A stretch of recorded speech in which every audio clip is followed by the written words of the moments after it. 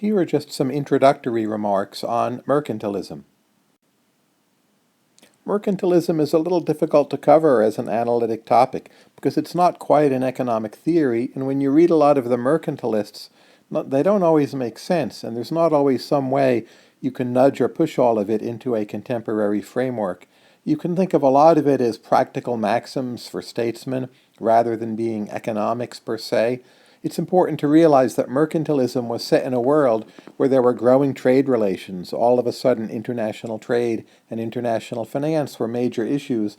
There was growing state power. Countries wanted to compete more on the world stage, and mercantilism was originally a set of recipes that would help them do so, with some economic points thrown into that mix.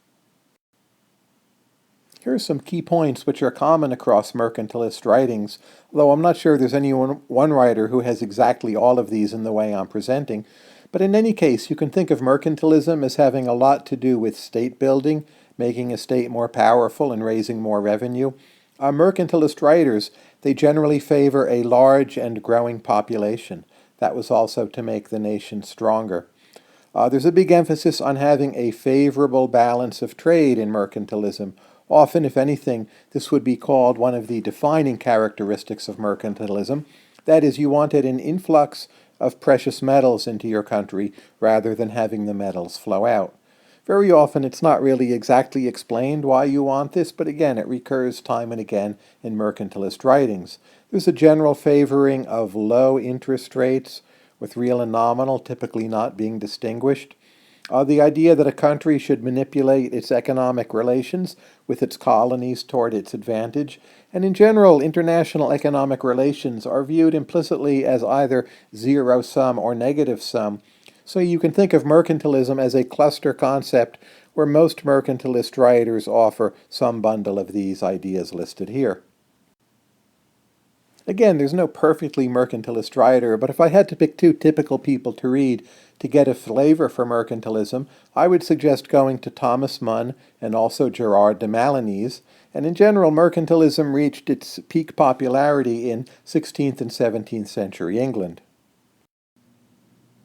It's important to note mercantilism really was not just a British phenomenon. There was French mercantilism, German mercantilism, mercantilism in other forms, but these other approaches, they tended to have a bit more to do with statecraft directly, and they were less likely to have fed into the mainstream of analytic economic thought as it was to later culminate in classical economics and Adam Smith.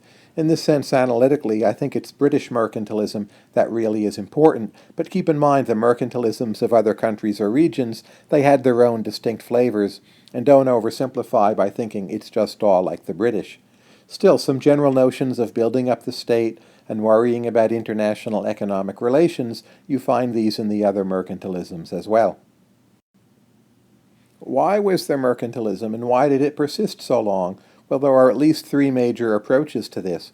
One of them, which can be found in Jacob Viner, suggests that we had mercantilism because of analytic errors. We had bad economics, and once economics got better, mercantilism turned into classical economics.